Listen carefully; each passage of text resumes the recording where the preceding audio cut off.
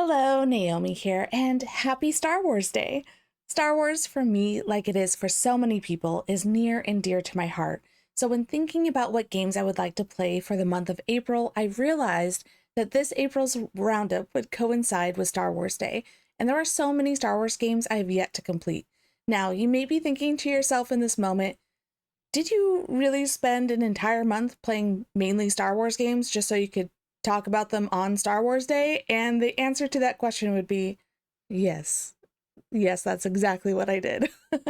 With the exception of one game, all the games I played this month were, in fact, Star Wars games. So let's get into it. Jedi Survivor is an action adventure and the second game in this series. I really loved the first game and I've been looking forward to playing the second installment, and I'm glad I finally got around to playing it. The way they've been able to create a unique story yet stay true to the Star Wars universe is impressive. It feels both fresh and familiar at the same time. The world and its environments are truly beautiful. Now, there are these side tasks at what becomes your base. You can collect fish, garden, and there is a board game challenge. There are these little side fillers that are honestly not worth the effort. I liked the idea of each task, but they were extremely simplistic, which made it boring. But that is a very minor side part of the game. The game itself has a lot to explore and has a very engaging story. Being the second game in a series, I would say that a new player really should play the first game before jumping into this installment, but it will be worth it in the end. Jedi Survivor is a really fantastic game, and I hope that they make more games in this series in the future. Star Wars: The Clone Wars campaign is an action adventure. To play through the entire campaign only takes roughly 4 hours, so it's pretty short. Now, what's cool about this game is that you get to play as and control vehicles in a large percentage of the game. There are so many cool vehicles in the Star Wars universe, and in this game, you get to dive right into that part of the world. There are sections where you're on the ground fighting as a Jedi as well, but the vehicle sims is what this game does best in my eyes. There is a very basic story, but the campaign is so short that a strong story isn't that necessary. This is a fun, fast-paced game. Unicorn Overlord is a strategy RPG. Now, this is my one non-Star Wars game of the month.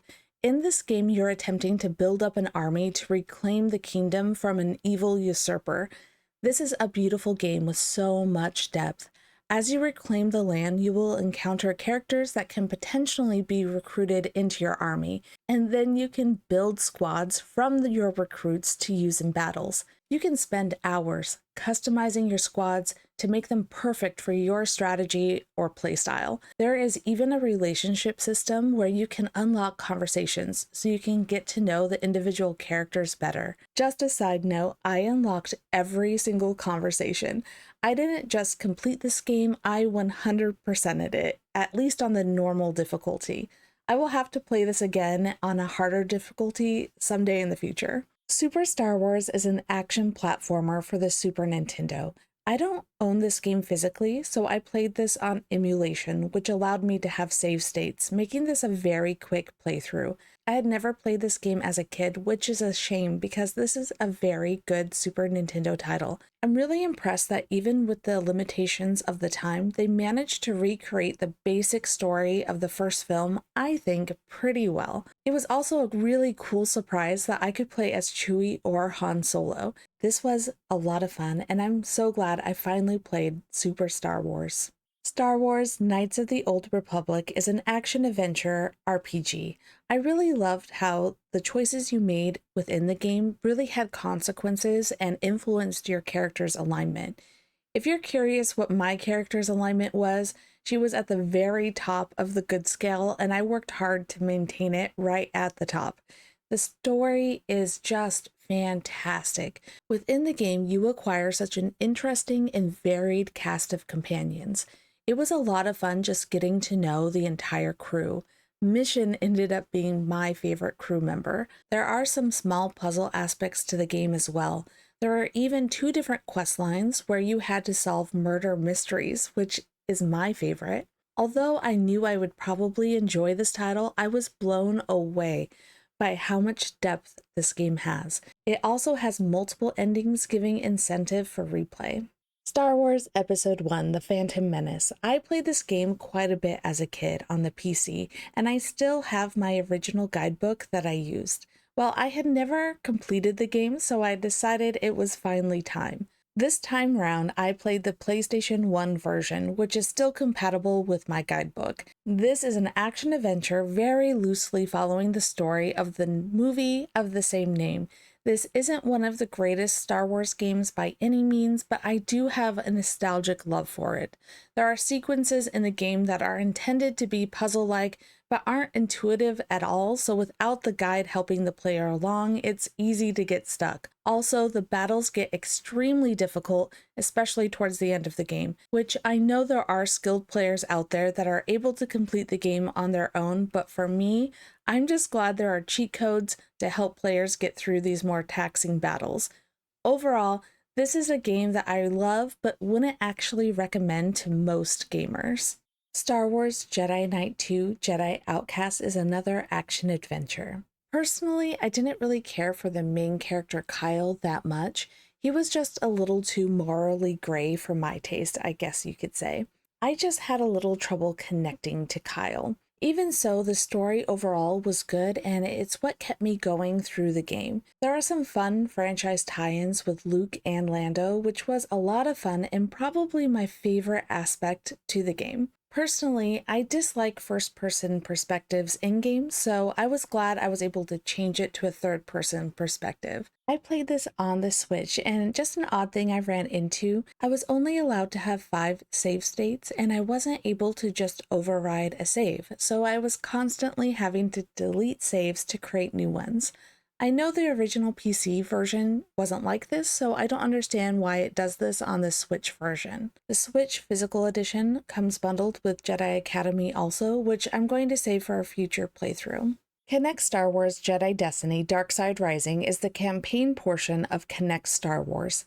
In addition to playing the campaign, we did also play some of the other mini-games, the first of which is Pod Racing, which is actually an okay game. It's fine, but honestly, it's more comfortable to play Star Wars Racer once the novelty wears off. Having to hold your arms out straight, horizontally for an extended period of time just isn't ideal.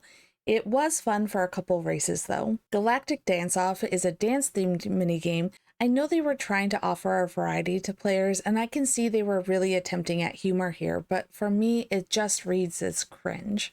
The sad thing is, I feel the cringe factor of this minigame ended up putting a stain on the game as a whole, which is a shame. Rancor Rampage is basically a reskin of the game Rampage in a 3D Star Wars world. This was my son's favorite minigame, but to be honest, it only entertained him for a few minutes before he lost interest. Duels of Fate is a lightsaber fighting game. The lightsaber battles in this game, I personally had the hardest times with controls. You have to time different poses correctly to block attacks, and it's just very finicky. Although I was able to get through the battles okay, it's not something I would recommend. Now back to Jedi Destiny Darkside Rising, which is an action-adventure game. The campaign is roughly 5 hours long, which for a game where your body is the controller, I think is a good length. In the commercials I saw for this portion of the game, it seems to imply that it's an open world you can walk around, which is not the case. Your avatar is basically on a track, and the game is wanting you to make specific movements within a timed window. There are several different level types varying the gameplay. There are land racer levels where you're utilizing controls from the Pod Racer game, duels utilizing the Duels of Fate controls, and open fights where it's similar to Rancor Rampage, minus knocking over the buildings, and you're using the Force and lightsaber instead of stomping on things. There are also space battle shooter levels that are the easiest levels, and travel sections where you just need to hit the correct poses to navigate around objects. These different gameplay modes are staggered, so unlike the mini-games, you're not forced to make the same movements for too long. The story is okay. It was enough to carry me through the game, but it was a little generic.